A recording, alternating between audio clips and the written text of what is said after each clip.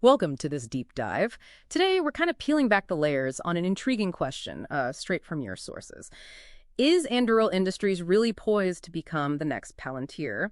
We've got a pretty comprehensive report here comparing these two, well, powerhouses in national security tech. Our mission, cut through the noise, pull out the key insights from the material, and, get you up to speed fast on this whole topic. Yeah, it's a really interesting question. It's quite nuanced, actually, Ah, because while, yes, they both share this fundamental commitment to using AI, using software for national security, their core strengths, they really diverge quite a bit. This analysis highlights their unique paths. What's fascinating is how they're like simultaneously distinct, but also becoming these powerful strategic allies. okay, let's dig into this then. First up, Palantir.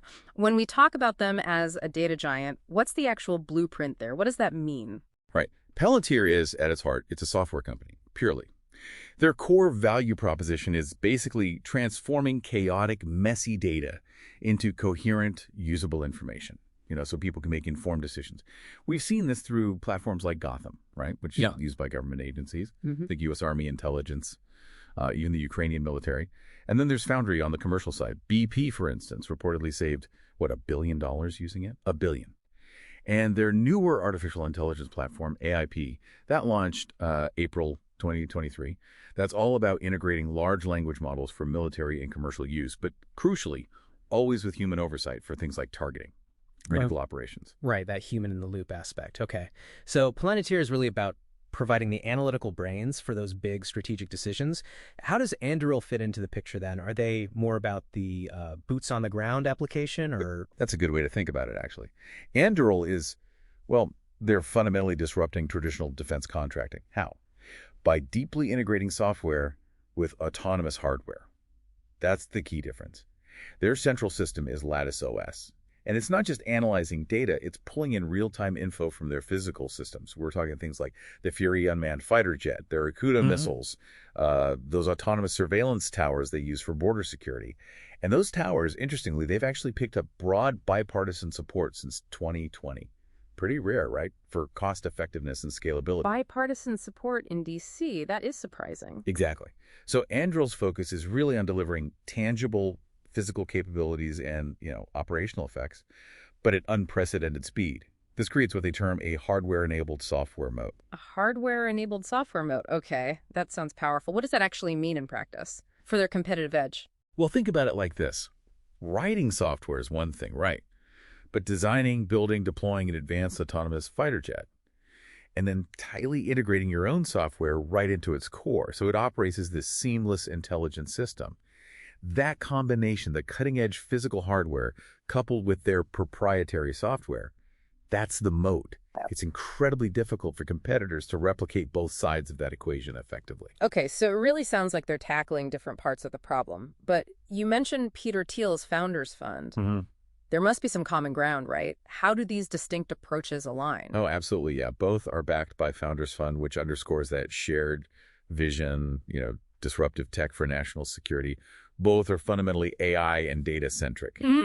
And they both started with a government-first approach. That's important. But the distinction is key. Like you said, Palantir sells the brains for strategic analysis, helping you understand the what and the why of a situation. Right. The big picture. Exactly. Anduril, they sell the brains and bodies for autonomous operations. They provide the means for the how and the execute, right at the tactical edge. So one informs the other acts. Got it. Precisely. So then what does this all mean for that initial question? Anduril being the next Palantir, is it a direct successor or something maybe more intertwined? Yeah, what the analysis suggests is that it's pretty unlikely to be a direct next Palantir, not in terms of just copying the business model. Instead, Anduril is very much forging its own kind of parallel path to prominence. But here's where it gets really compelling. Their explicit collaboration. Anduril and Palantir have actually formed a consortium together to sell advanced AI tech to the U.S. government. Really? A formal team-up? Yes, and that pairing, Anduril's tactical execution capabilities with Palantir's strategic analysis. Yeah. That's being seen as, and I quote, a huge opportunity in defense contracts. It's not just about being more efficient, it's potentially fundamentally shifting that whole decision-making loop in conflict, moving maybe from human-centric, often time-consuming processes towards potentially autonomous real-time responses. Wow. Okay, so thinking bigger picture then, what really stands out to you about how these companies aren't just changing technology, but maybe reshaping national security itself, the nature of conflict? Well, that strategic alliance we just talked about. Mm. It's more than just better tech, isn't it?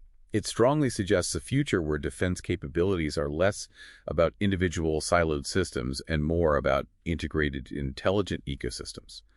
It hints at a shift potentially from reactive human-led responses towards maybe predictive AI-driven autonomous actions. I mean, what happens when strategic intelligence and autonomous execution truly merge? When that kill chain maybe becomes a kind of self-optimizing loop?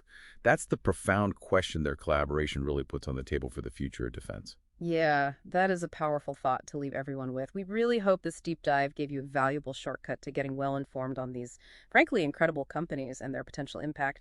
Thanks so much for joining us.